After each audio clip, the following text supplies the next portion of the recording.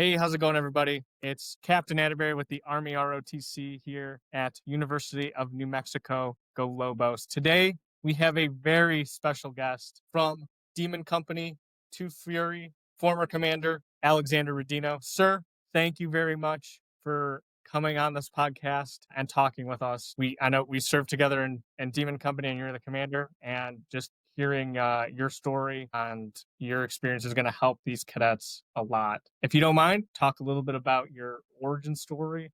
Why did you decide to join the Army in the first place, sir? Yeah, Mike, by the way, congrats. I totally forgot that your kids always grow up, and so it's nice to see you're a captain now.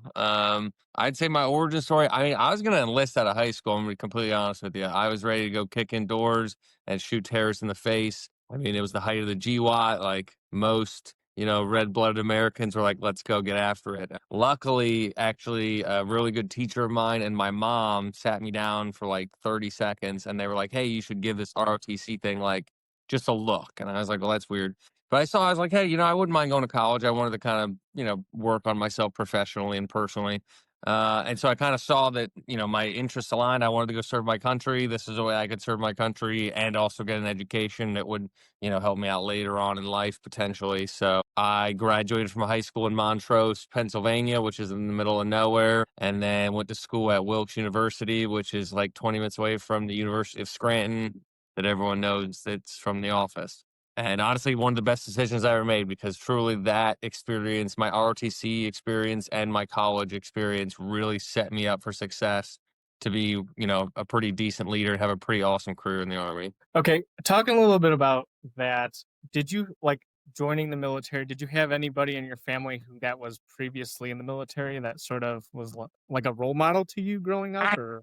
Honestly, no. I did have my stepdad was in the military, but he didn't talk about it very much, which was pretty common. He was in Desert Storm. So in terms of like external influences, not really. There wasn't like a big precedence. Some families, it's like dad, the son, the next son. I didn't really have that. I chose the Army because it seemed like the most worthwhile branch to pursue. Between you and me, I don't really like, even though we jumped out of airplanes a lot, I didn't really like being in a plane.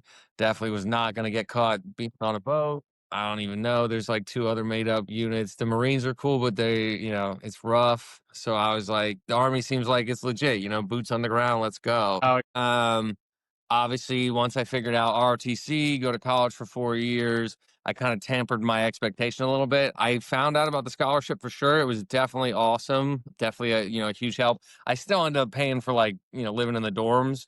So like my college advice to all people considering going to college, don't live in the dorms. Just go figure out a more cost-effective solution to live off campus. The scholarship was awesome though, but that wasn't really the primary reason. I would say like, it is a super awesome motivator. It is a super awesome benefit. I definitely did need the scholarship because I just wasn't in a position where I was like, really comfortable with taking out a super huge loan. So like I was in a weird mindset back then. And so I was like, hey, I got a chance at a full ride. So I'm going to be the number one cadet. I'm going to get this. And if I don't, then I'm just going to enlist. So I kind of had both options panned out and I showed up and just immediately, hit the ground running. And within a couple months, they were like, all right, you get a 4-year scholarship. So okay. once I had that locked in, I was like, okay, I'm good. I can, now I can focus on development. What are some of the perks of the program that you went to? Yeah, I would say, I mean, we had some awesome instructors. My very first NCO instructor was a Sergeant First Class. He was 11 Bravo. To this day, that dude was a role model on how to be, a subject matter expert or professional and just be like absolutely terrifying. He was, awesome in terms of being a role model. We had some really phenomenal officers as well. Not so much so. I mean, the NCOs were definitely a lot stronger in my program specifically. And then actually one of my very good friends and mentors, unfortunately passed away a few years ago, but he really he was like, hey, you want to do all this cool stuff. I wanted to go to the ASEC and I want to do all these things. So he's like, here's how you do this.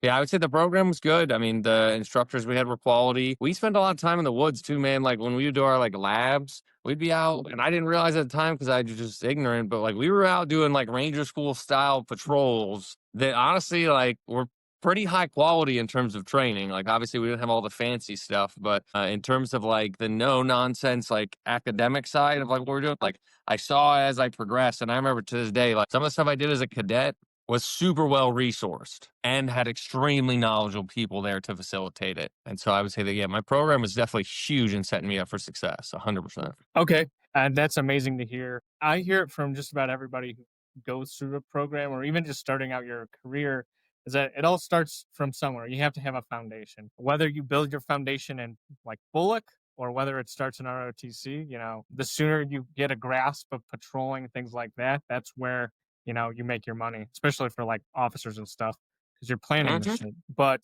going from there, did you get any opportunities over the summer to do anything special? Yeah, man. I mean, so you remember what it was like having me as a commander, man? Like as a cadet, I was just the most like just insane. Every summer I did. One summer I went and learned Russian for 6 weeks.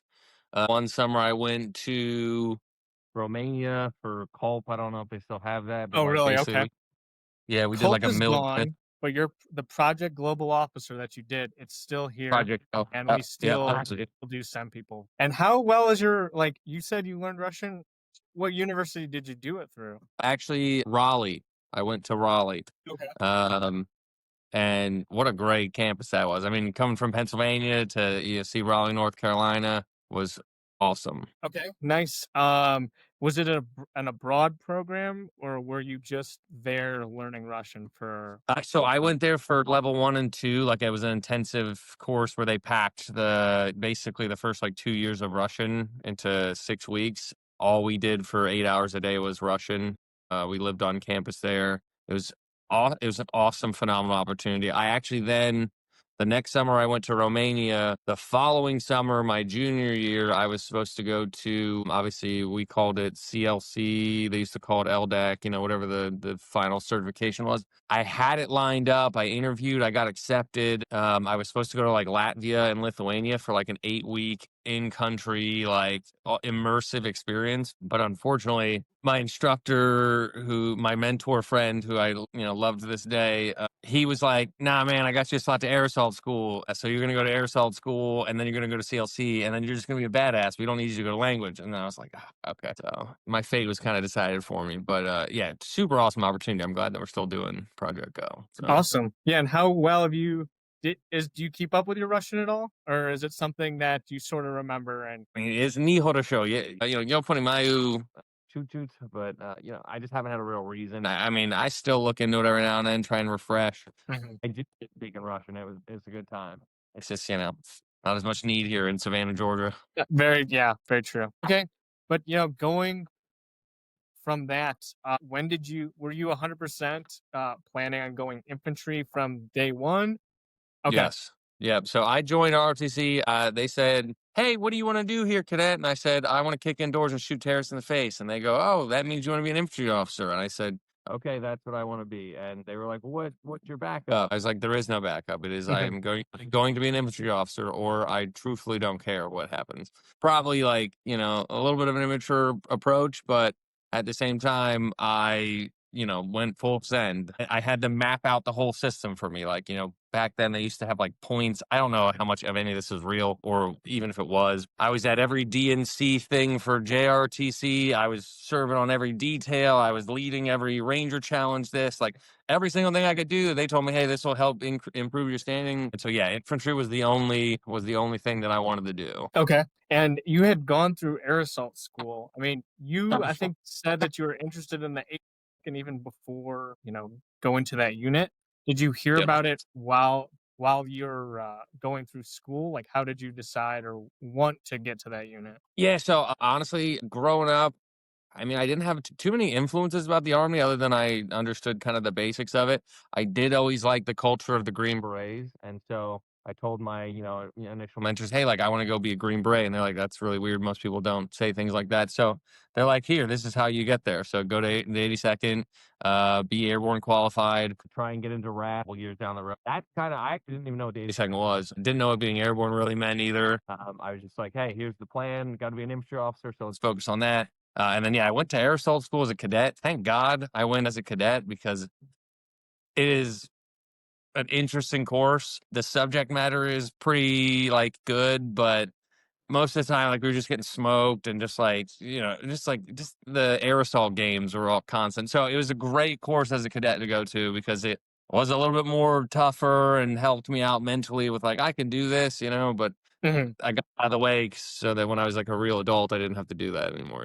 That's fair. Cool. Because we still get a ton of slots. That's pretty much, we either get one or two sometimes every summer to send our cadets to. Airborne every probably 4 years or something like that. But a lot of other people I've talked to have said they used to have a ton of airborne slots.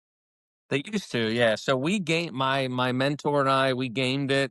He was like, "Look, man, you're gonna crush this as a cadet. Obviously, that's the plan." So he's like, "You're gonna get your number one pick and go infantry, and then you're gonna get your number one pick and go to the 82nd." He's like, "So you're gonna go to airborne school based on the plan we got." He's like, "So let me get you." He's like, "I got to get you into aerosol school so you can get that knocked Did out." Were you able to pick your unit before you graduated? No. So not Okay. before you graduated. It used to be, they would do basically the way it was told me is you're on a list, when you commission and they split into thirds and then every third they split into thirds. So if you were in the top third, if you were not in the top third of the top third, you could maybe not get what you wanted. So that's kind of how I was like, okay, well, I need to. So I think I ranked at like in the top 2% or something for the cadets that, my class, because I was like, I got to eliminate any kind of on it. Mhm. And after that, where I Bolick, and then they told you where you're. No, no, no, no. When I went to Bolick, I knew I was going to the 82nd. So Yeah. yeah, they must have cut us orders for the follow on before Bolick. So Okay.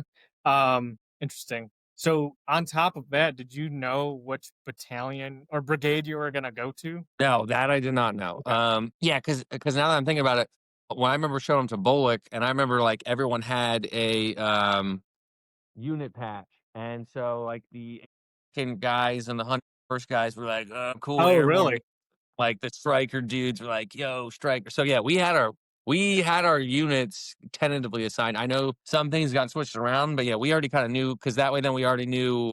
I had to go to airborne school, striker people went to striker school, what have you. So I do remember that. Yeah, that was pretty funny. I know they probably switched it a million times, but Right. Yeah. Right now, for like combat arms for infantry, they'll go there and then go through a marketplace there. That's uh, for them. Yeah, very interesting. And that's when you don't know where you're gonna go, and then they I don't know how they do it, but then they do it that way. But moving on from there, what was it like going to your initial military training at Bulwark? I mean, it was a good time, man. I would say like for cadets, right? You have a lot of time, and you won't really realize or appreciate that until your time gets taken from you. And so it was a little bit, I mean, it was intense. Like, I mean, when I went through Boltic, like we were, I was waking up at 4:30, and I was getting home at probably like 10, 11 o'clock at night. During the average kind of training day and training week. So different pace for sure, but I would say like take advantage of the time you have. What served me well was that I took RTC like kind of serious, which is kind of dorky, but it pays dividends. Like I listened to all the things the instructor said. I was like experimenting with my leadership style, even though it's like, peer to peer, you're young and it's not the most real thing in the world, but like I still went through like, man, I was the battalion XO for my senior year, right? I planned that whole damn summer training both times, and I was running the other cadets like I was like an actual major in the army. My mentor would pull me aside and he's like, "Hey man, you can talk to the cadets like that, but don't talk to the nerdy captain like you're his boss." And I'm like, "Listen, I'm trying to get this stuff done."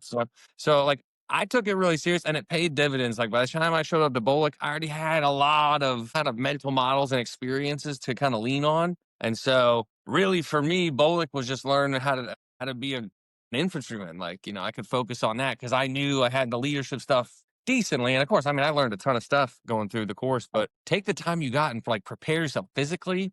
Because obviously, I mean, physical fitness is hard to shortcut. You need a good 3 to 6 months to start getting anywhere you want to go. And then like knowledge wise, like, start to like read stuff, pack it all in so that you can start to unpack it when you need it in the moment. Okay. Talking about preparing yourself during your career with ROTC, would you just recommend the cadets understand the basic infantry tactics of leading? That's pretty much what we harp on, because if they know the tactics, then they can go and sound knowledgeable when they run a patrol or something like that. Like, Correct. is there anything else you would recommend for them to, to better Yes. prepare themselves? Yeah, I would say like look at so I mean ROTC uses infantry, the culture of the infantry as a model to teach and then to gauge leadership. It's just like Ranger School. They use, the Ranger School methodology focuses on small unit tactics. That's not the point. The point is not the tactics. It's the ability to teach a common playing field and then look at leadership in this environment to kind of see where differences are. So, I mean, what I would offer, because I remember the whole drama of being a cadet, like I was the infantry guy. So I was like, I love tactics all day.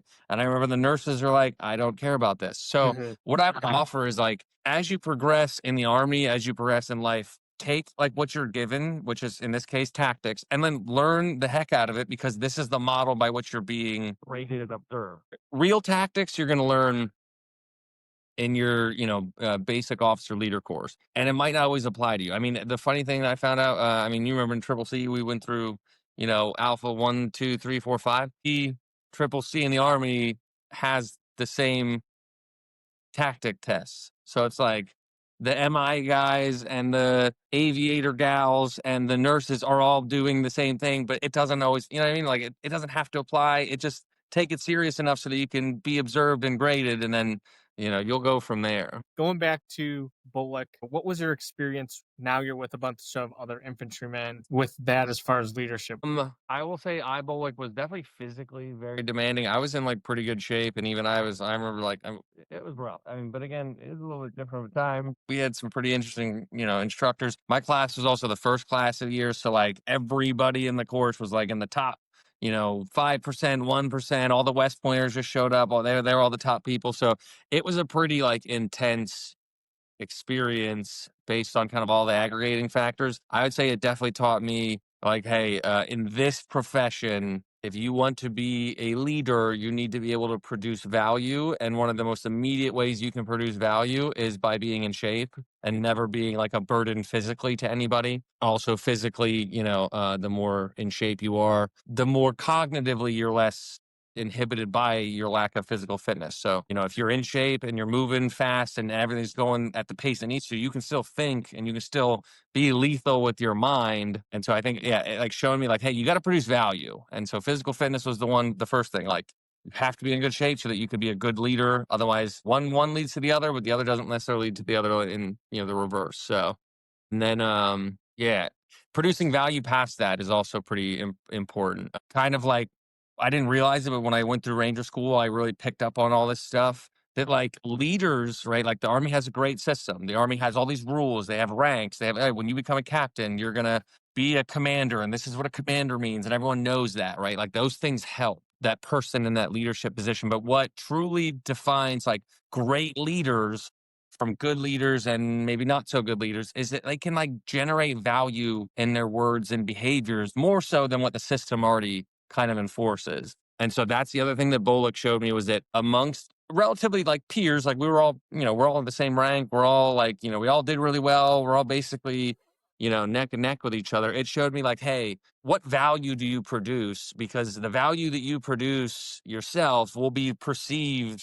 and acknowledged by others around you. And so like when you have nothing else, like you don't have the rank to fall on, you don't have the experience to fall on, what people are going to do is they're going to look at you for the value that you contribute towards the greater cause. And so I would say that those are the kind of two things that Bullock really showed me like really well was that be in really good shape and then know how to contribute to the team and be a valuable member. Can you tell us a little bit more about that? You learn a skill particularly so you can contribute. What did you contribute other than the physical fitness?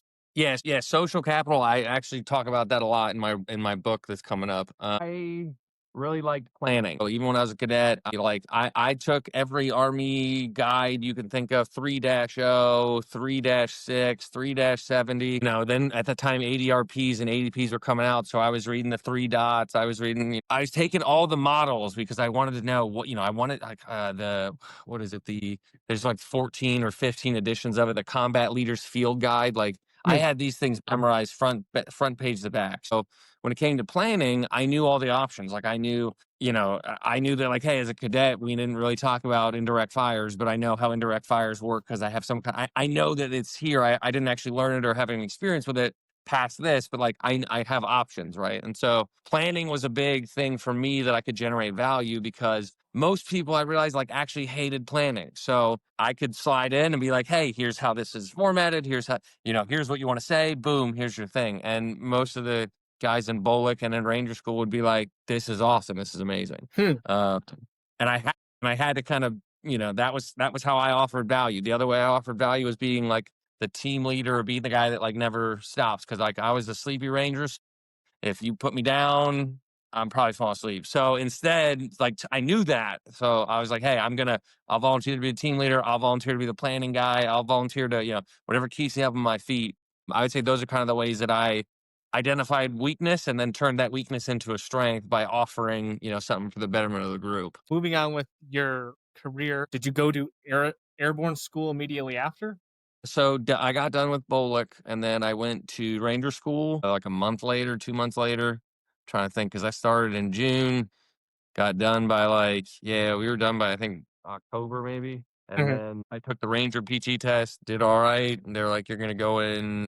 I think we started in November and then recycled that over holiday block leave. I graduated that in March of the next year, went to airborne school, and then I went to the 82nd.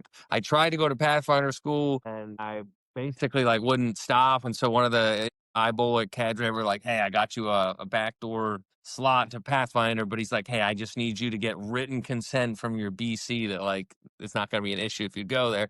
And so me being dumb and like, I just passed airborne school and Ranger school, like emailed my BC and I'm like, hey sir, I got this Pathfinder slot, so I'm going to go to it.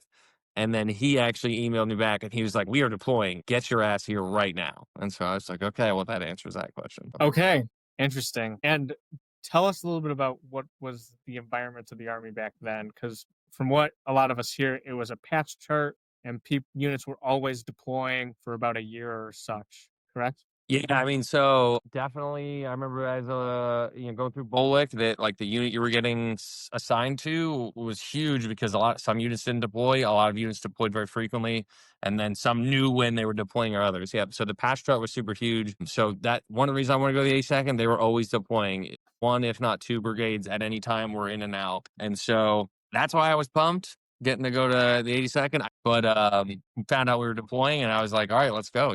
Then it was a little different. Deployments kind of drove the culture, and you could see it in everyday interactions with officers and senior NCOs. People took training very serious. People took performance very serious.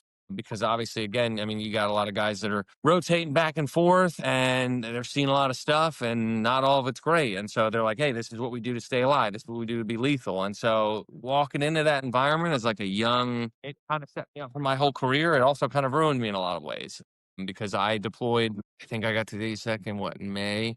I think we deployed like 4 months later, 5 months later at most. And so like off the rip, I got like a different experience than compared if I would have been at Garrison for like a year. Okay. Yeah, definitely. What was it like? You come into that organization, meeting your battalion commander and company commander. Yeah, so my battalion commander this day loved that guy to death. I actually, in a lot of ways, he inspired me. Um, with some of the things that I've written about, he inspired like the initial kind of foundation for. But he was intense. It was an intense time period, man. Like I remember I showed up day one in PTs, don't know a damn person. Some guy comes up to me acting all nice. Hey man, da da da da. Yeah, everything going all right? And I, hey, yeah, of course. Immediately snaps, starts screaming at me, stand at attention. I'm a company commander, bleep, bleep, bleep, bleep, bleep. And I'm like, whoa, come on, man. It was vicious, but it was good because again, it puts you on your toes and combat's no joke. War is no joke. So I immediately got into that grinder and I saw the culture and I loved it because it was cutthroat. It was, you have to perform or you don't. You don't have an option. And so meeting my BC, he was intense. I mean, you gotta think he's lieutenant colonel. Terrifying. Absolutely terrifying human. And then my first company commander, absolute genius. Main man level genius, but Also had the mentality like an E6, swore a lot, said a lot of perverted things that were pretty funny back then, but also super attentive to detail. I mean, I remember the first assignment he ever gave me was two things. I had to plan an FRG event and I had to plan a buddy team live fire. And I gave him an initial proposal because like some of the things about the Army are super made up. So it's like, I don't know. Okay, cool. So I made something and it wasn't good enough. So he showed me he pulls out a Calfex binder that is the size of two of your heads together, and he goes, "This is the standard." And so he starts flipping through because he was the brigade planner for, a Calfex, and back then Calfexes used to be wild events, absolutely wild events that were incredibly detailed, and there was a lot of stuff going on. And so he's showing me like, "This is what," and I'm like, "Well, this Buddy Team Live Fire is 4 people. A company Calfex is over 100 people." you know.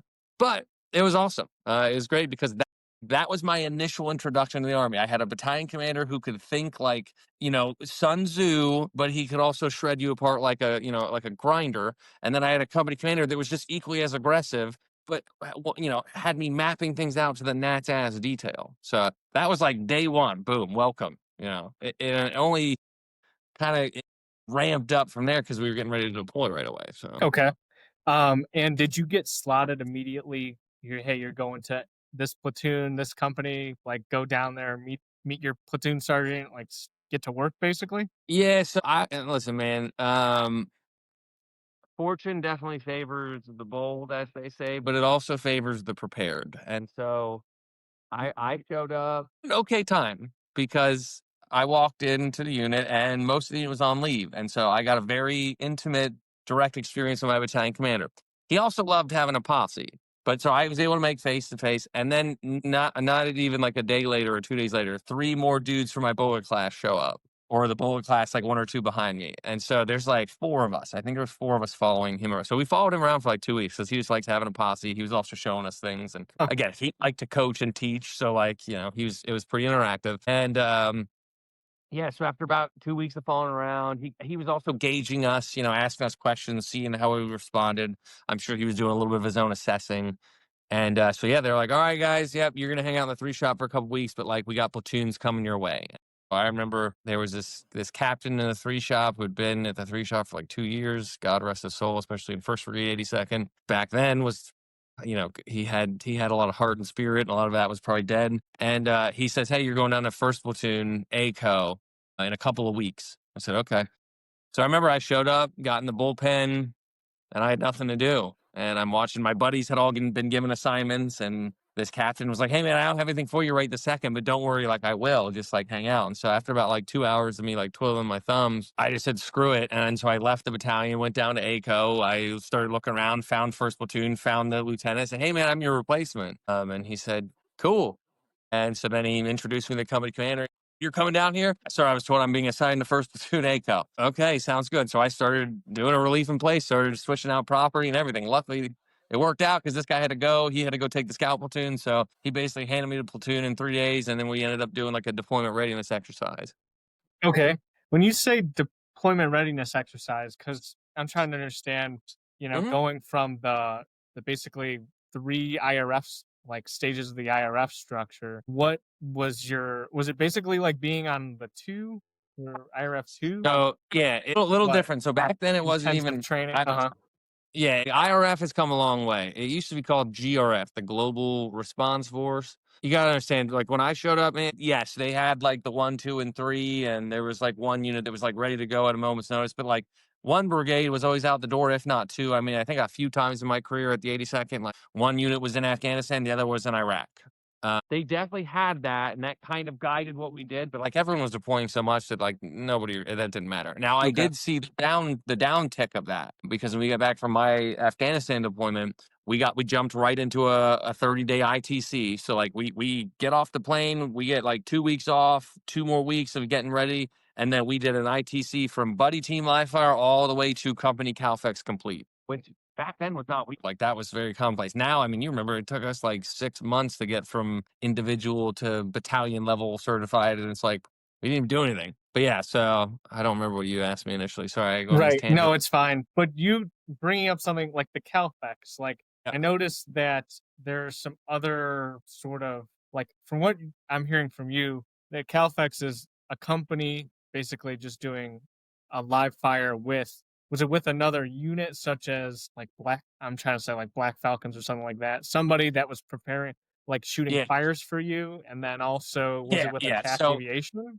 back then, Calfexes were like incredibly complex. I mean, because I was in First Brigade, 82nd. Devils in baggy pants. Like all they care about is war and killing people and doing it really professionally. And so, like our Calfexes, so we had just got back from deployment, and right before we started the ITC, I actually got moved to DECO. So I was a DECO PL, a little bit different of a dynamic. As you know, you have some pretty intimate experiences with the Delta company, RIP, now that they're gone. And so I got to see it from a little bit different of a light, because every company, every rifle company got attached an AT platoon.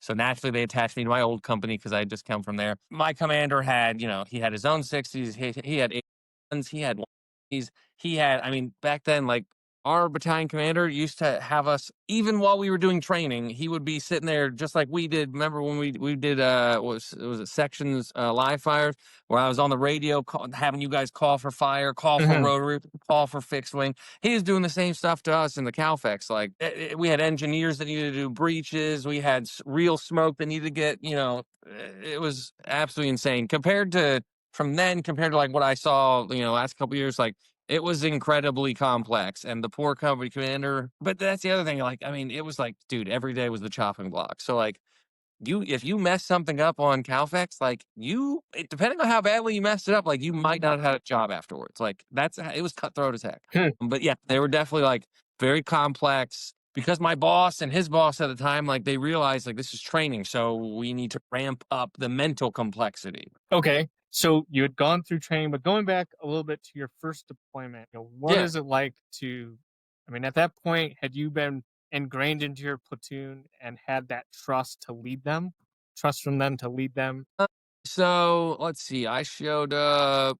I'm trying to think. It worked out. It worked out timing wise. So basically the old dude, we talked for about 2-3 days, and then he had me sign for everything. And literally the day that I finished signing for all my equipment, we did a deployment readiness exercise where we did like a very truncated planning sequence. And then like we left from the cough, we like foot marched out to an HLZ, got rotary wing infilled into a training area, and then like we started doing company level, sticks just like that. And so, I took over my platoon that day and learned, it was a fire hose of information, but did okay. Like, I mean, I handled myself well enough. Again, like kind of going back to that value generation. Like I was in the spot, and we've had leaders that haven't been so great. Like when they're in the spot, there's not a lot you can do if they're not very good.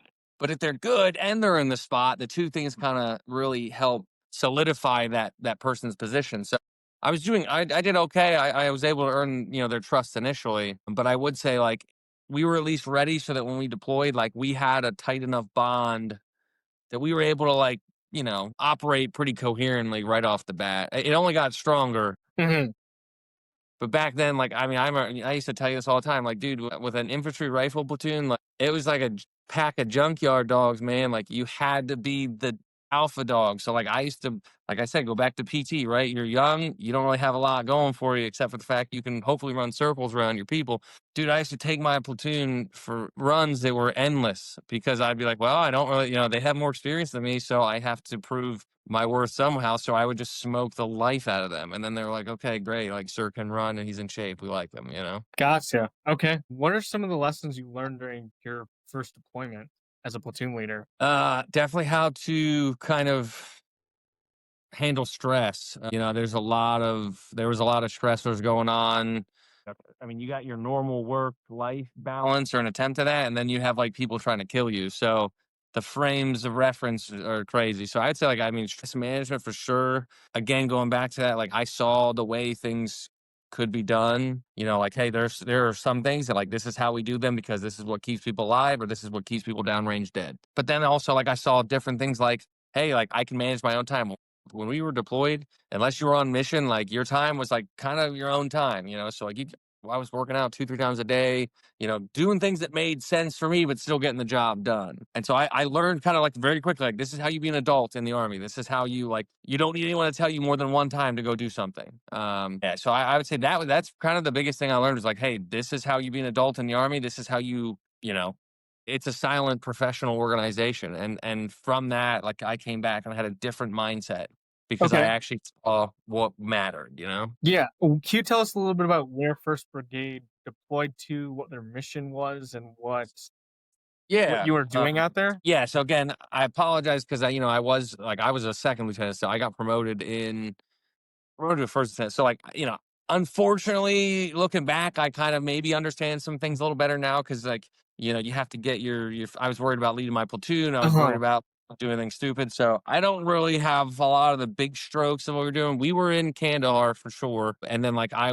we were doing these. My company was doing expeditionary advisory packages. It was like the forefront of the SFAB. We were working with SFATs, security force advise assist teams. So basically what we were doing is we were flying out to ANA outposts and setting up security to guardian angel operations with those advisors so that they could advise the ANA, because at that point we were fighting by, with, and through them. And so, that's primarily what my company was doing. Other people did other stuff. At the time there we weren't really ground convoying a lot as well because of the IEDs and stuff. So a Okay. lot of us flying back and forth to try and minimize risk, because it wasn't the fighting season either. So I mean, they had a rough fighting season right before we showed up, so they were trying to like minimize risk to people. Okay.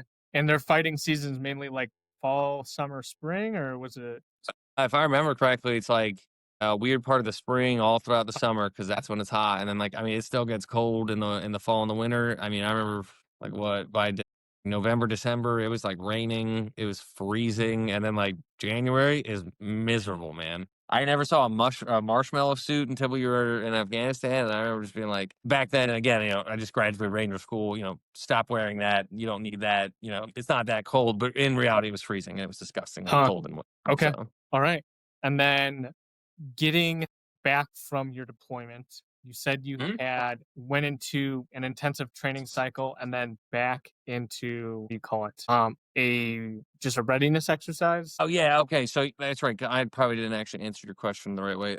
So, we were getting ready to reset. Back then, IRF-1 was, like, kinda like, "Okay, who deployed?" And then it was kinda like, "Okay, who's ready to deploy at a moment's notice?" And then usually they got deployed also, and then the last person was just there kinda holding all together. We had got back from deployment, we did an intensive training cycle so very quickly because we had a JRTC rotation, literally at the beginning of fall. So like we got back end of spring into the summer, middle of summer. We had the summer to do the ITC, and then the beginning of fall we were getting ready to go to JRTC. But a hurricane, can't remember what the name of it was, it ruined most of the East Coast. And so, obviously again, everyone's like, yeah, no JRTC. But then they ended up Empty. planning to NTC at winter, which was way worse. I Um, heard, I forget who told me, but they were like they had jumped out or did JFE into a place, and they're like, my God, are we back in Afghanistan? Because I swear to God, this place looks just like where we left or whatever.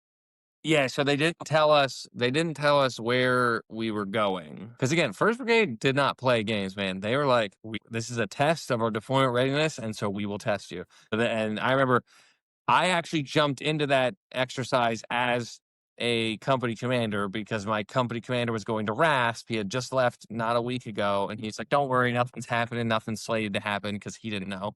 He's like, "You'll be fine." And so we got the notification, and I was in command, and I was like, "Wow, this is insane." And so I remember I was in the planning cells. I was young, didn't really know what I was doing, but like I was paying attention because I was like, "Listen, I'm not going to mess this up. I've been training for this my whole life." And I remember they were not telling us where we were going. They were giving us graphics and giving us the objectives. We didn't actually know where we were going, so we couldn't tell if it was Sicily drop zone, which is right in our backyard, or if it was somewhere else. There was some rumors that we were going to NTC, and then there was rumors that we were going to.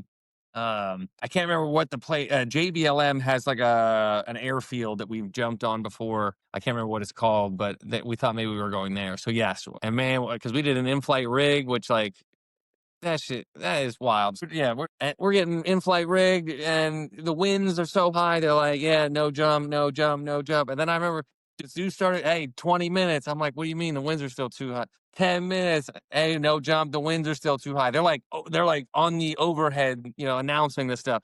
And then, they're going through it, hook up, blah, blah, blah, stand by. And I'm like, why are we standing by? The winds are too high. And then they say, go. And I'm like, I remember like handing my stack on a dude and be like, the winds are too high, and like jumped out. And then Yes. And I'm like, where are we? Are we actually in count? So yeah, I remember hitting the damn desert. And then our brigade commander at the time, his first name was Tobin. I remember going, Tobin, because he got us. We were just out in the desert.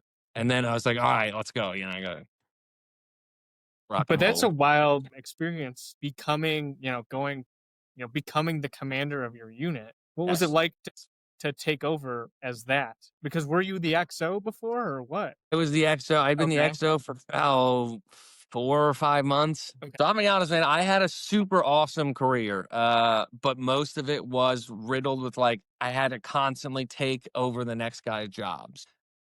Yeah, I jumped my company in the NTC as a company commander. I've been a first lieutenant for maybe a little less than a year. So like I've been in the Army 2.5 years. Took over this company, jumped into NTC, and like we were doing unified land operations. And my battalion commander was the same guy that I had met initially.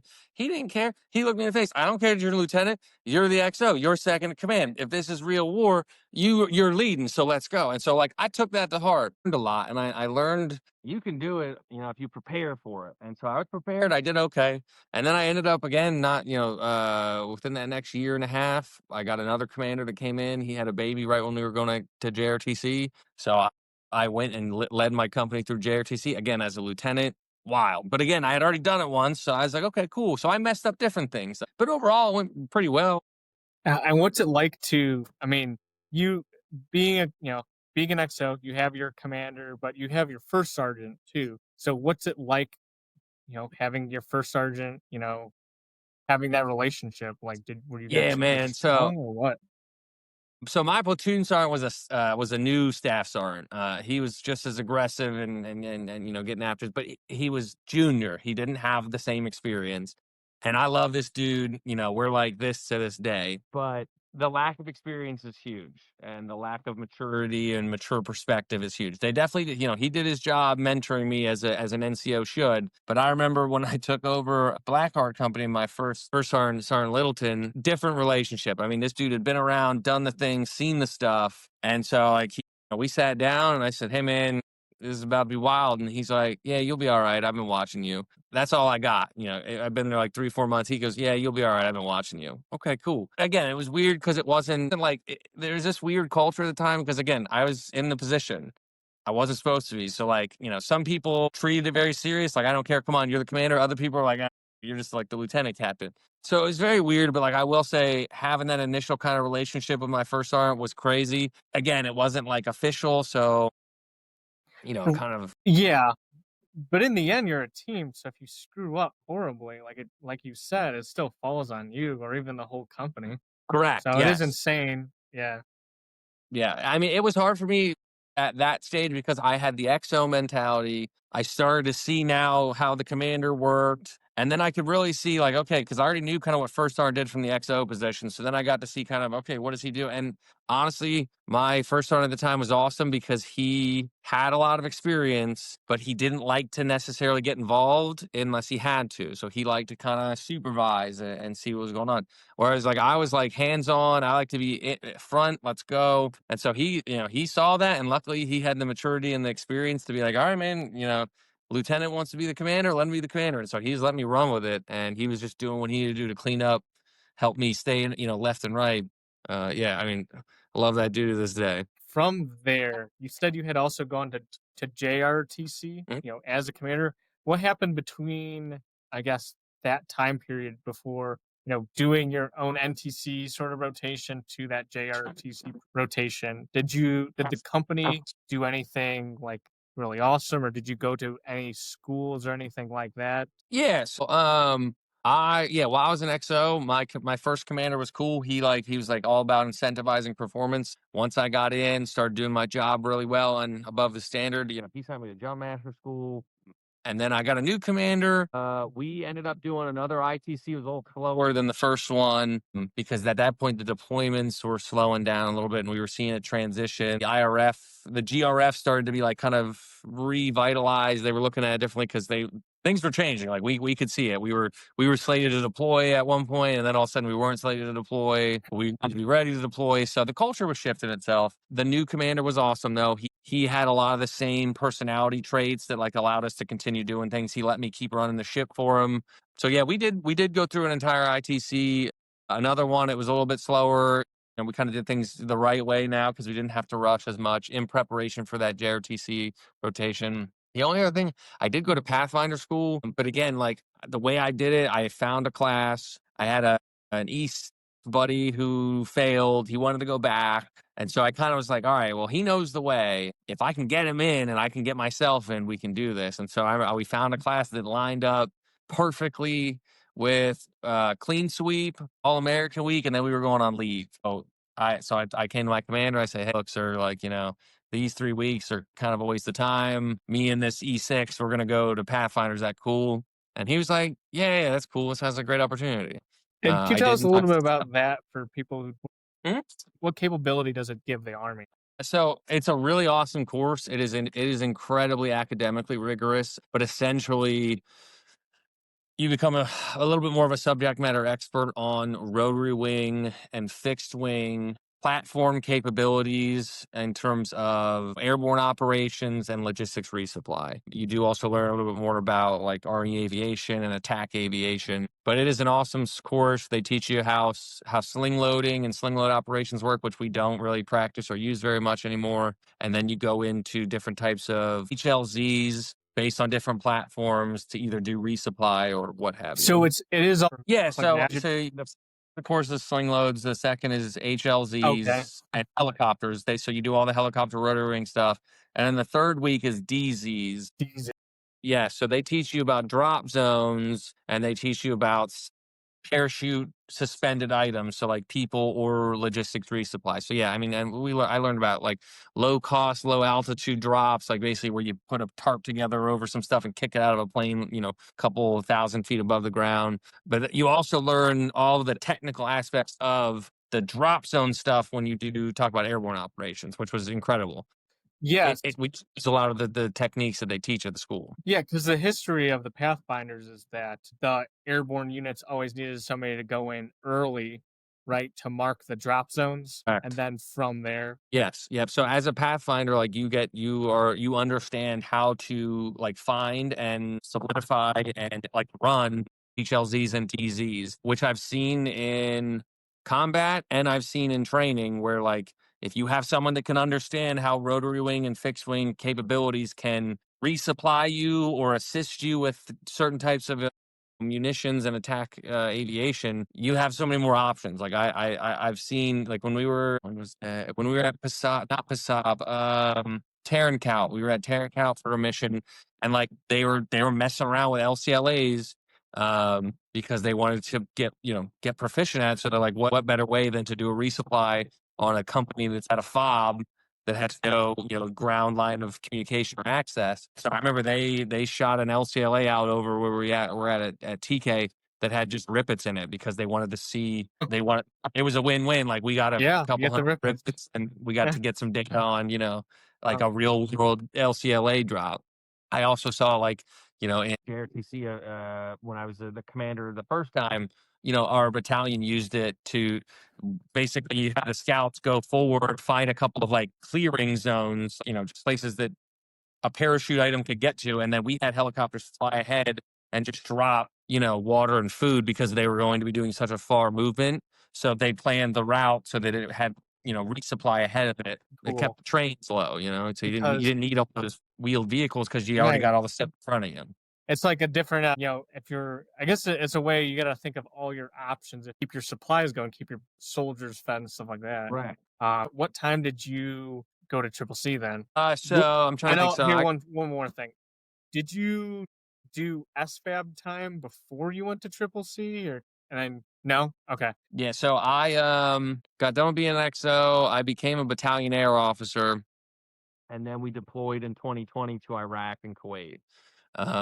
Brutal honesty, the major that I worked for at the time was one of the most profoundly toxic leaders that I've ever worked with. He's just absolutely horrible. And our battalion commander had switched out at the time, and he was also not like a really great leader for the kind of culture that was built. The previous guy did an awesome job. And so while we were deployed, these two knuckleheads are just making life absolutely incredibly unbearable. So I called my branch manager and I was like, hey, I need to leave right now. When's the next triple C class? And he's like, I got you one in 3 weeks. Can you make it? And I said, I will make it. I don't have any other choice. And so I said, goodbye. I have to go. I couldn't put up with the way that things were going anymore. Okay. You talk a lot about legacy in the book. Mhm. Did from your other battalion commander and your company commanders, did obviously they left a legacy with you, but did your other units, people in the battalion, keep a hold of that legacy for as long as they could before people sort of switch out?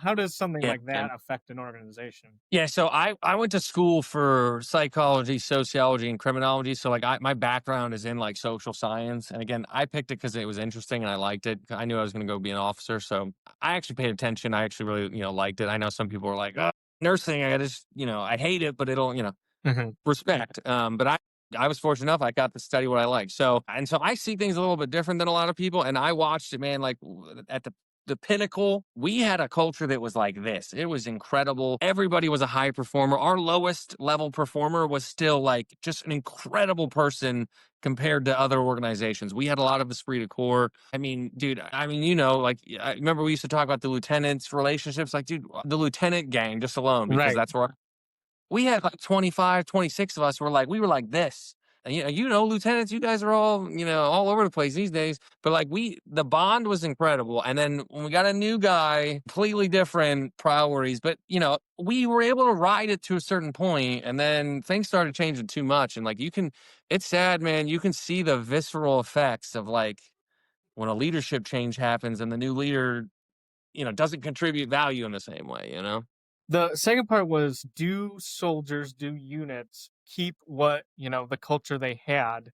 Yeah. Or So how yeah, I would yes. far Yeah. along do you see it sort of start to unravel? I mean, it depends, man. It took a few months for things to start kind of switching. We also had our battalion commander swapped out, and then not several months later, our XO swapped out, and then another month later, our three swapped out. So like the top three drivers of change had all left, and so it was pretty rapid. What I will say is, I spent a lot of time in Bone Company, which was ACO, and Blackheart Company, which was BCO in my my first battalion. And like to this day, brother, like I still have the dudes I deployed with. We have a chat. Like the Bone Company, like, if you're a member of Bonehard, like to this day, I don't know if you were in the office that one day, like what, 2, 3 years ago now at this point, but like some old veteran guy was going around meandering about, just like annoying people with these pens he has. And he walks into my office and sees my JRTC poster with the Bone Company logo. And he goes, Bone Hard, and pulls out a coin and throws it to me. And I'm like, that Huh. is wild. So like, there's no change. Like that is some culture. That is some legacy that's not going anywhere. But I mean, it's different. It's different on the unit. I mean, I still got demons that reach out to me and they're like, demons never die, sir. They just divest. And, whatever, we chop it up about whatever's. But yeah, I mean, it just depends. It just depends on the who swapped out and kind of how the vibe was before they left. Okay. And further on with your story, you went to Triple C from there. Is there anything you learned, there that helped you become, because you had already led a company twice during, intensive training. What did Triple C help you with, if anything? So Triple C was not profoundly inspirational. And again, that is only a testament to the kind of instructors that I had. When I was a second lieutenant in Afghanistan, my battalion commander was having me pitch him an operations order. If I was a member of the 75th Ranger Regiment, like I had to explain to him how 3 different types of ISR are going to do these things that set conditions for fixed wing, which as a second lieutenant, I would have never really, should never have, been involved with, but needed to know just in case. And then the rotary wing, and then the ground tactical plan with all the other enablers on the ground tactical plan, LVLI and the different types of explosives and the canines. And so like he was like making us do PhD level nonsense when I was a second lieutenant. And that was how he ran his whole organization. Again, I have a pretty unique experience. I know, like at that time, there was a lot of other high performing, high charging units, but like this dude was one of a kind. So by the time I show up to Triple C, I'm like expecting, wow, I'm gonna become like the next level master of like how to synchronize and integrate direct fires, indirect fires, fixed wing and rotary wing assets to culminate for the decisive point of my, unified land operation ground tactical plan. And instead, it's like one of the foreign instructors taught us machine gun math, and some of the other captains that I with were like, "Wow, this is really great stuff," and I'm like, "This is not useful." But what I did find useful was you get to network. Bolic is a super good opportunity because you get to network, you get to meet a lot of people. And then you guys finish Bolic, and then you start to all squirrel your own little ways, and then like little pockets. Like I remember I went through or Ranger School, a couple of guys from Bolic, met some new people. They became my Ranger School group, and then like went to Airborne School, a couple more guys, so I remember them, and then I have new people. But then you go to your unit, and then it's like it could be a free for all, man. It's just who knows what you're going to see and who you're going to see, but you see those people every now and then. Hey, I remember you. We went through mountains together, or what have you. So Triple C is another great opportunity if you've had a career that has kind of given you experiences to where the material isn't as necessary. You can network yourself heavily, and so again, it's a second opportunity. You see a lot of people. I saw a lot of people I went to Bolic with. Saw a lot of people I deployed with. Saw a lot of people, insert the stories. But then here's another opportunity where I met a lot of dudes to this day I still talk to. They're some of my best buddies. But it sets you up for success because now you know. I have people in other bases. When I was in the SVAB, I'm like, "Hey man, what the heck is this?" And they're like, "Oh, it's this thing." So the more you can network in Triple C, the more you have info, the more you guys can still help each other out. Okay, cool. Um, and then once you got through Triple C, because it wasn't like 6 months long or something like that. Yeah, it was 6 months. Yep, yep. And then once that's over with, where did you go back to the agent? Did you get slotted for that, or what happened from there? So at that time, they just came out with the marketplace thing, and basically what I realized was if you make phone calls and do interviews, the right people will put you where you want to be as long as you perform correctly. I interviewed with a few different people. The SVAB reached out to me actually. They were doing their usual recruiting thing, and I responded. And one of the battalion commanders, he called me immediately and goes, "Hey man, I want to interview you. I saw your ORB. You're a captain with all these schools, blah, blah, blah." He's like, "I want you." And the SFAB story was, they were pitching it. They were pitching it good, fighting the host nation forces, "Oh, this is cool." So I was like, whatever. Seemed like a cool mission set. I needed to do some pre-KD time anyways, because I didn't feel like I made a tactical decision. I didn't want, or strategic, sorry. I didn't want to show up to a new unit and then sit on staff for a year and a half, 2.5, 3 years, and then just like wait. Instead, I hedged my bet. I went to a pre-KD assignment because I knew by the time I showed up to my next unit, they would basically front load me because I was behind. And I saw that happen when I was a lieutenant. So that's why I kind of went to the SFAB. The mission set seemed pretty cool. Like I said, I wanted to be a Green Beret. I tried going, but I had too many musculoskeletal injuries because we were just going too hard, too fast. And so I was like, hey, I had inclinations. Let's check out the SFAB thing. Okay. What was that experience like? Is there a selection you went to, and then are you working in a team with NCOs? Like, what is that Oh, like? yeah. So they had at the time COVID was going on, so very wild. COVID is a wild choose your own adventure experience that was different all over the place. And so the SFAB was still relatively new. It only been around for about 3.5 years at that point. That SFAB, because there have been previous versions of this. So I didn't know, but they did have a selection. I had to do a phone interview where basically like a couple lieutenant colonels and colonels like grilled me on a bunch of stuff. And I accidentally insulted the lead one because I didn't know he was armor, and I made an armor joke, and he must have really thought that was funny. So he was like, "Yeah, you're hired." So I was like, "Okay." So it wasn't very difficult, but again, it was another very incredible opportunity because I was in another unit now where the mission set was a little different. So like in the SFAB, I know things are changing. I think some of them are going away or what have you. But back then, like, you had to be a subject matter expert at warfare. So we each had different jobs. Obviously as the infantry officer, like mine was like planning and infantry stuff, you had to be like a master of your craft. And so they had a really nice budget.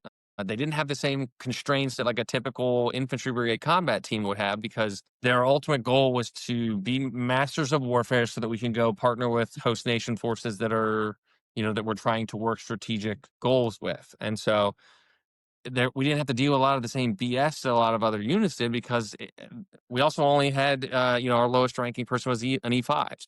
Totally different scenario here. And then on top of that, I had some very profoundly proficient leaders that were also in the 82nd prior that again were just the most unique talents, unique personalities that taught me. It set me up for success to take command because of all that. And then also I had to take another company. The company commanders in the SFAB are majors, and we didn't have any majors, so my major had to go be the three. So then I got to step up and be the company commander for like another 9 months. So Hmm.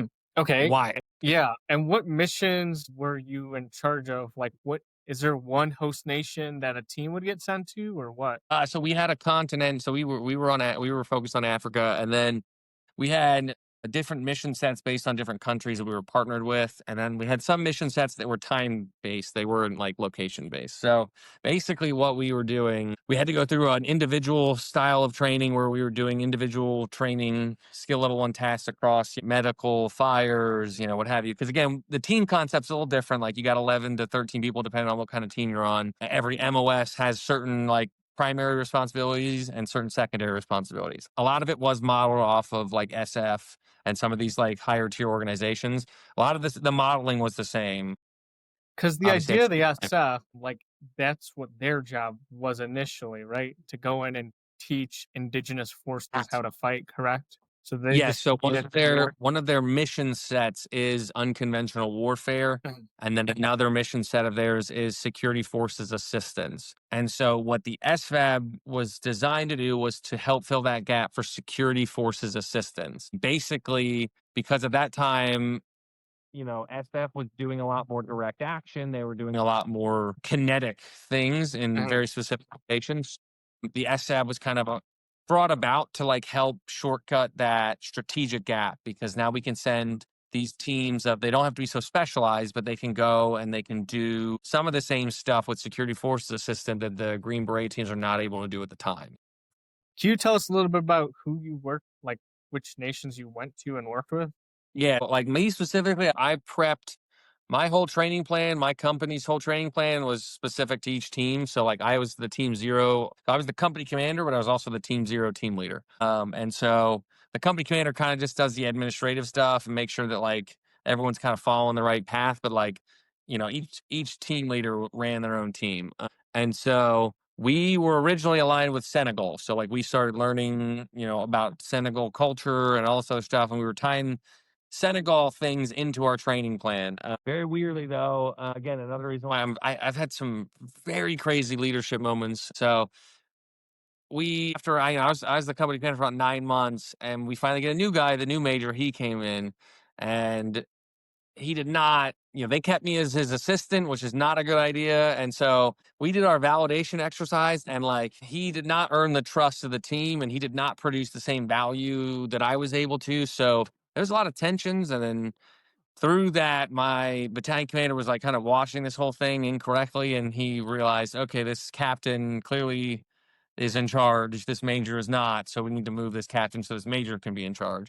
And so last minute, I got thrown to Tunisia, and so had a whole new team that I got to kind of get situated in. So we were sent to go up to the north end of Tunisia, work with like the Tunisian SF guys, and then through some other interpersonal drama that I had with the new leader, I ended up getting switched again to go to Tunis, to the main headquarters, where I was basically the operations officer for the battalion because we didn't have one. So basically, Tunis and Tunisia were eventually where I was kind of arranged.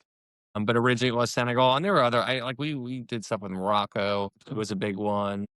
It just depended on where we were strategically with certain host nation forces. That's really interesting. Did you ever have to learn any of their? Yeah, so we practiced it a little bit. Tunisian's a weird dialogue or dialect, I guess, where it's like a little bit of French, a little bit of Arabic, kind of both together. But yeah, definitely. I mean, I'd already been I'd been in Romania. I learned, I could speak different phrases when we were in Afghanistan that were pertinent to what we were doing. So like, I've had some cultural immersion before, so you pick it up really quick. If you live in that culture, I mean, within like a month and a half, I was saying a lot of broken things in Tunisian and able to get through, most conversations, interactions, stuff like that. Okay, cool. From that time, were you looking also to get back to the 82nd, or were you looking at different Yeah, so it was positions to strategic do? different ways. One, the timing, and then two, the location. So I was at the second SFAB, which was at Fort Bragg at the time. Oh, okay.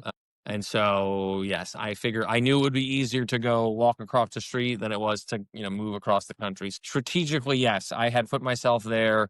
Luckily, there were still a lot of 82nd leaders there. Well, again, I took control of my career and I started interviewing, started, emailing brigade commanders and battalion commanders. I tried to go line it up to where I could work for my first battalion commander again, but unfortunately that didn't work out. But I ended up interviewing with the old Two Fury lieutenant colonel, and he was like, "Yep, you're my number one pick. You're coming here." So I said, "Okay, cool." And that was specifically for the Delta company or which Yeah, company? I was supposed to come to Two Fury, second brigade. I was supposed to come to Two Fury, but then when I showed up, I was actually supposed to go to Red Falcons, and then they were like, no captains are going anywhere except staying at the brigade level. And so I was like, well, this is terrible. Gotcha. Okay. But eventually you did switch out with Captain Pelega Yep. and took over for Demon Company 2 Fury. And now you have your own organization. I mean, I would say, what was that experience like going from 1st Brigade to 2nd Brigade and now you're a company commander? Yeah, so I was a little disgruntled because of some of the leadership challenges I've had with like senior leaders because I had been put in positions outside of my, outside of the purview of where I should have been. My learning curve went like this, just straight up. And so once you see how to be a company commander, for example, or once you see how to be a major, because like, when I was in the SFAB, I was doing things that a major was doing. I was doing things that the major next to me was doing. And I was doing the same things that he was doing. So like once you progress to a certain point, it's hard to like deal with people treating you based on what they can see and where you should be. If that makes sense. So I was pretty disgruntled when I came to Two Fury. So I decided the reason I was kind of on the fence about a lot of stuff, and including my Army career, but I knew that I wanted to give back. I mean, dude, you saw the plaques, you saw the like. I've been to all the Army schools. I've done a lot. I've done a lot of cool stuff, and I did join the Army to serve. And so when I got to Two Fury, I was like, this is my chance now, one, to actually do it the right way, because at this point, I was kind of going through bastardized versions of being in charge and but now this is like, now it's it. Now I'm the boss, like, cool. This is now I get to do the things and the stuff. But really, I looked at it as an opportunity like, hey, this is this could potentially be the last time I truly instill and leave a legacy like I had, the past couple times. Because once you get done with command, you're a major's assistant basically until you become a major. And then from there, you're just trying to, kiss a lot of butt and get in the right position so you can go be an XO or a 3. And so the long haul, I was like, this is going to be the last opportunity I have for probably quite a while. And then unfortunately I got injured, so it became the last opportunity I had. But I mean, it was great, man. I was ready for it because I had done it and messed it up so many times that I knew kind of where I could operate and what I could do and what I could get away with. And like, as you saw, man, like, it was awesome. I miss the culture that we created in Delta Company. The interpersonal relationship between, the leaders at Echelon and the demons that we had the pleasure and honor to lead was truly a testament to my entire career to bring me to that point. I put everything I had into that company because, that was what it was always about. Past the war. I mean, because obviously we didn't go to war and we haven't for a little while. So we're not going to war. We got to prepare for it. Correct. Yeah. One thing that I noticed different in your company was that your company cough had mats for combatives, things like that, as well as stuff on the walls, paintings, effigies about the company. Now, what inspired you to do all of that? Because that's something, especially the mats, every single company would bring their soldiers in and want to use the mats. Were Yes. you in other organizations that had that before? No. So I'd never seen that before I was able to do it. What I noticed, and again, I talk about this a lot in my book, engineering your physical environment and your social environment, right?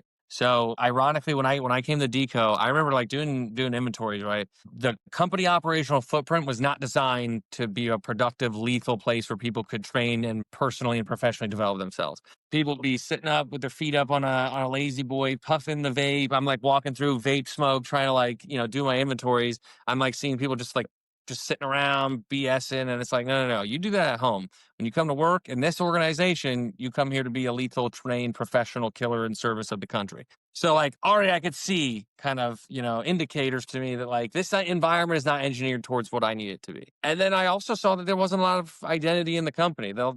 Captain Pelega before me, he did a really great job. I can only imagine based on some of the things I saw, after he left, how much work he had to put into that organization because some leaders previous to him did not do, even the minimum requirement and were not selfless service leaders. So he did a phenomenal job, but I could detect that like there wasn't like a unified identity. And so what I had seen, especially in First Brigade 82nd, ACO Bone Company was like had this tight knit organization, and then I went to DCO where it wasn't like that, and we were kind of like aloof, and we had a really tight platoon. And then I went to BCO, and I saw another like, and I watched my battalion go from like this to like this, through leadership changes, and then like even in the SFAB, like newer organization, nobody had, there was no esprit de corps, there was no like we're ACO, we're Team Zero, just kind of like we're just showing up for work. Like I'm just trying to be an advisor. So I kind of saw all this and I was like, hey, look, like we need to, we need that identity. As you saw, like the Demon Company, it wasn't just me, it was everybody because I had them,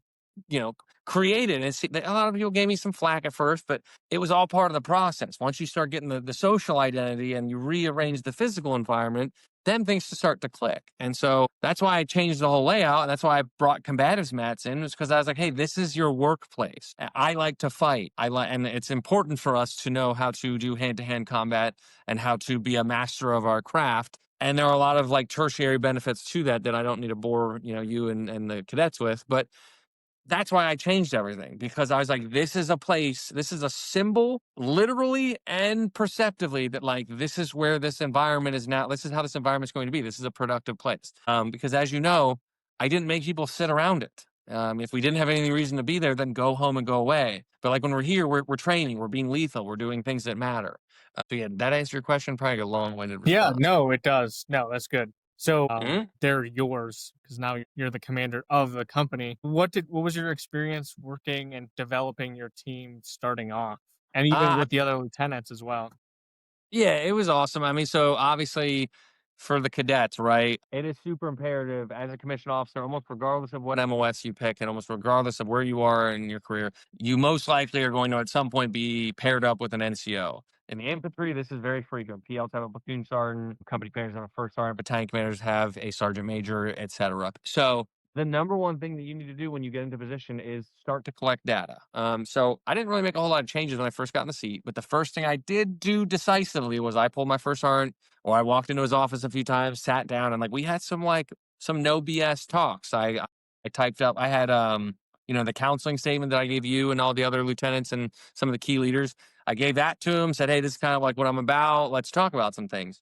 The first thing I brought to him, because this is I had to kind of gauge, he's my right hand man. Like we don't have to get along no matter what, but he's my right hand man. So I need to kind of feel a relationship out. And I remember I came to him and I said, "Hey, man, I've had a really weird career. Most of my career, I've either been deployed or I've been autonomously in control of my life. And so I was like, here's what I want to do. Let's do PT. Let's start at 6, be done at 8. Let's just show up right where we want to work out, and let's just care about working out." And he was like, luckily, first on purpose is the way that he is. I love that dude. Still talk to him every other day to this day. He looked at me and he's like, that's a little weird, but it makes sense. Let's try it out. And so right there, I set that relationship kind of, we solidified it together. And from there, I was able to then start to make some changes. But that bond you have with your first sergeant, your platoon sergeant, whatever that NCO is super critical. But you can also try to establish similar, relationships with other people in your team, right? Like, I mean, um, I didn't look at you the way I looked at First on Purpose, but like I still made sure that you could talk to me about whatever you wanted to talk to me about. That this is a two-way street of communication. That like, you are a respected member. Here's how so that's kind of like when I got in the position, that's what I was doing, is feeling out kind of my people. Because as a leader, if you're the one doing the stuff, all the stuff's not going to get done, So you got to lead through people, which is way more difficult than just being a manager or like telling people what to do. Like you got to lead through them. And so that was kind of what I did initially to get the ball rolling. And you kind of walked into it like, right, I'd say probably right at the time, most of those things were probably compounding in terms of returns on investment. Yeah, definitely. Especially with the autonomy of platoons to get the vision done, whether that be the training or stuff like that. Yeah. Yeah. I tried to take my lieutenant time and my experiences, and I tried to retain as much of that as possible and give that to you guys, much to some of your dismay. But because, like, I mean, I hopefully you see now kind of the methodology behind it, like me being intense with you, if that's like the worst thing that's stressing you out, like, you're going to get better. And like, I saw you, man, like when you showed up just out of the free shop, like bright eyed, bushy tailed, And then like a couple months later, you're like briefing me, telling me we're gonna do X, Y, and Z, and I'm like, damn, man, who is this guy? Like, where'd this guy come from? You know? Yeah, definitely. But moving on from that, I mean, what is there anything notable about your experience in Demon Company as far as with the JRTC rotations you guys did as a Delta company that was extremely, insightful or rewarding? I mean, we were able to build such an awesome culture. I mean, by that time, that was like my second JRTC rotation. That was like my third training center rotation. I mean, man, the biggest problems we had were everything outside the company. I very little had to like fight my own energy, my own organizational energy, because like we developed an awesome culture. So, I mean, the biggest problem we had was really like just brigade doing things I didn't agree with, or division wanting brigade to do things that, Because um, in the book you even talk about it is a time during a rotation that you were told to go help a unit out. kill the tank thing, man. Yeah. So a lot of the stories I use are kind of amalgamations of a few, Um, uh, because the problem is I have a lot of experiences, but obviously I kind of had to neutralize them a little bit so that they weren't too specific. And then like I wanted to layer some stuff in there. But I mean, so yeah, that kind of interaction was what I had all the time. mhm, Hey, just go do this thing. I don't really care. And it's like, well, again, we kind of talked about some of my experiences. Like, I have already seen mental models where I'm like, this is not the standard. This is below the standard. So, mhm. yeah, I mean, a lot of times we just got kind of moved around erroneously because, like, truthfully, we were not being employed the right way, you know? Right. That's always been the fight was like, okay, people usually throw the Delta company in a reserve to help out the, what do you call it? The brigades, talk or pull security on certain things. Did you see during your time that change at all with you fighting to put the company or those different platoons in different areas so then they could destroy tanks more easily or something like that? It depended on who we were working with, Oh yeah. honestly. I mean, we got attached. I don't know if you remember, but we got attached to pretty much every battalion, and Mhm. so like I got to see another perspective. We're like all in the same umbrella culture, but then let's look at little ones. And like it boiled down to each, battalion commander and each battalion commander staff. Like we worked with some where I'd come in and they were super receptive, open to giving and taking, and let's like figure it out. And then there were other ones where that was not the case. I mean, a few times we, went to our own battalion, and because of a lack of sleeping and whatever was going on there, I remember I looked at our old three in the face, and I'm like, "Sir, what do you need?" And he's just like, and then someone yelled that there was a drone overhead, and so everyone started yelling indirect fire, and then it was like I walked into a town that was like shell shocked, and nobody even knew who I was. The experiences are different every time. So we were able to be successful if we were given the opportunity. Otherwise, we kind of, we were hanging out. What was it like closing out from your time as a Demon Company commander doing your relinquishment of command? It was sad, man, because the army was making decos go away, which I don't like. I mean, I have opinions about one way and the other. I get it. That's not the point. The problem I had with relinquishing command was that like everything that we had built physically and in one place is now gone. Like, but I see the things that we were able to accomplish in, it's been 2 years now, and like guys from the company still reach out to me. Some are out of the army, some are doing this, leveling with me and interacting with me the way that like that culture created, which was nice. My only regret was that it couldn't have stood. It couldn't have stood the test of time and seen, to this day. I mean, like 2 weeks ago or 3 weeks ago, somebody sent me a picture. Like the old company operational footprint still got the mat set up, still got our painting, still got our names on the wall. Like that's awesome. I just wish it could have potentially kept going, Right. Especially since they're experimenting with a new concept right now. It boils down to like you could have a strategy. If the strategy is capable of success, that's one thing. If it's not capable of success organically, that's another. But then there's also again, it's how you're employing it. Right. Yeah, I mean when I was in deco in second brigade, a lot of people did not understand how heavy weapons worked. Mhm. So like I had to constantly fight that. The challenge I would offer is like, hey, don't be afraid to, as a leader in a position, don't be afraid to like say, I don't actually know what I'm talking about. You remember I would say that all the time. There's a million things I don't know. I don't care. I'm still in charge. We have to still go. But you can leverage it, like, Mhm. hey, it's like help me out. Let's help me help you help us. That didn't happen a whole lot because again, a lot of people get kind of solidified. I'm the boss. I don't have to prove myself. What I really was trying to share, one of the fundamental things I was trying to share in my book that I learned throughout my experiences in college, ranger school, and early in my career was that like if you get the position, that's great, but you have to still produce the value every single day, or you're going to lose the respect and you're going to lose the ability to be productive. And I mean, I mean, I had bosses that I respected because we were taught you have to respect a certain rank. And so like, yes, you will get the minimum amount of respect, but past that, because of either interpersonal things or because of professional productivity things, it's like, that's all you're getting from me, man. Like, sorry. But I've also had leaders that were like, yeah, I'm in charge, but it's like, I will follow you regardless of what symbol is on your chest. There are some leaders that I work with that if they ever hit me up and we're like, Rodino, I need something. What do you need? I will level a house. I will, what do you need? Let's go. And so that's a big difference. And I don't think a lot of people appreciate that. I always appreciated that like I'm in charge, but like, whoa, there are like some costs to that. Like, that's why I was very like no BS about wartime stuff because I want to bring everyone back safely. But then at the same time, I'm like, well, we're not doing anything. Everyone go home at 2 o'clock. You know what I mean? Right. That No, balance. exactly. But from there, what have you done since what do you call it? Relinquishment of command. Like, where did you go? So I went to First Army because I had sustained some injuries that I hadn't fully kind of investigated. And so I needed a place that would allow me to kind of recover and recoup. Again, it's, partnering with National Guard and Reserve units. I was already an advisor. So, a lot of overlaps there. And I was able to even show up there and start like doing some pretty profoundly like new things because again, like the culture just hadn't had a lot of revigor, or revitalization. But yeah, so I served. I worked with some National Guard units, kind of coaching, teaching, mentoring them, but didn't really do a whole lot because I started to realize that the injuries that I sustained in the airborne community and in combatives and throughout my career, because I went hard in the paint. Eventually, I got to the point where continuing down the path was no longer an option. What has been your experience like transitioning out?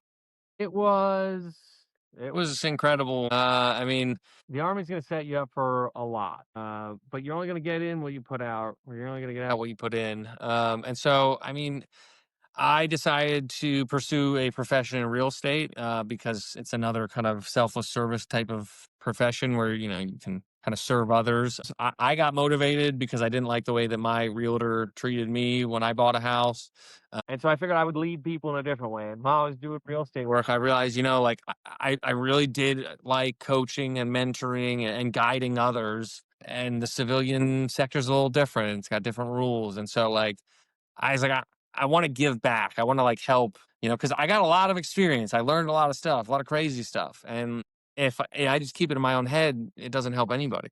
And I'm a product of other people through writing, teaching, and being, and they made me into something. So I wanted to do the same. I wanted to give back and kind of set up. So that's kind of how it's been, for Uh-huh. transitioning. And then when did you start creating the book then? Was it when you were So it, like how yeah. Yeah, ironically, the inception for the book idea came when I was in Iraq because I told you, this guy I was working for was awful. He was terrible, just terrible. Unilaterally, universally, everyone who worked underneath him or even next to him were like, no. And so I started writing down some stuff like, hey, like noticing that, watching that culture change from the last guy to this guy, things that I realized I was doing. At first, I was thinking about it from a performance perspective because at that point, I mean, I was pretty young.